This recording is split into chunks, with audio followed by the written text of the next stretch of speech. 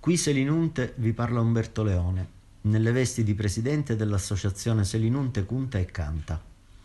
La nostra associazione è nata 16 anni fa per organizzare il premio Pino Veneziano, il cantastorie che negli anni 70-80 aveva un ristorante nella spiaggia sotto l'Acropoli e che incantò Dalla e De André, che lo volle come spalla a un suo concerto in Sicilia, e anche Borges, che dopo averlo ascoltato si commosse. Gli argomenti delle sue canzoni erano la giustizia sociale, l'amore, la bellezza, la natura e il rapporto che l'uomo ha con essa. E sono gli stessi che trattiamo nel festival che ogni anno organizziamo per ricordarlo, invitando e premiando personalità ed esperti del mondo della cultura e dell'arte. Perché la forza di Pino, oltre che nelle sue canzoni, stava nella socialità che attorno ai suoi versi riusciva a svilupparsi. Attorno ai tavoli di quel ristorante, gli abitanti di questa borgata hanno avuto la possibilità di incontri e dialoghi con persone e personalità da tutte le provenienze, e non di rado erano incontri inaspettati e sorprendenti. La nostra sede è davanti al parco archeologico. Questo è il giardino che l'ente parco ci ha dato in affidamento, dove organizziamo gli eventi, gli incontri e dove piantiamo alberi e fiori e invitiamo artisti contemporanei a lasciare un segno, come dire, 2000 anni dopo i templi.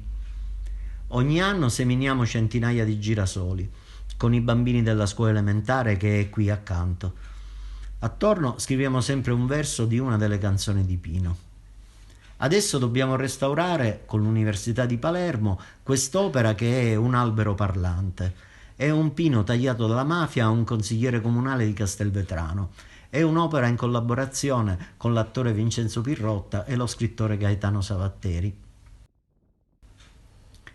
Questo è l'edificio che ci ha affittato il comune di Castelvetrano dopo che abbiamo vinto il bando per l'assegnazione. Qui abbiamo creato una piccola galleria showroom che abbiamo chiamato Pensiero Contemporaneo, riunendo gli artisti e gli artigiani del territorio sempre 2000 anni dopo i templi, con la possibilità di vendita ai visitatori del parco, cosa che ci aiutava a sostenere parte delle nostre iniziative.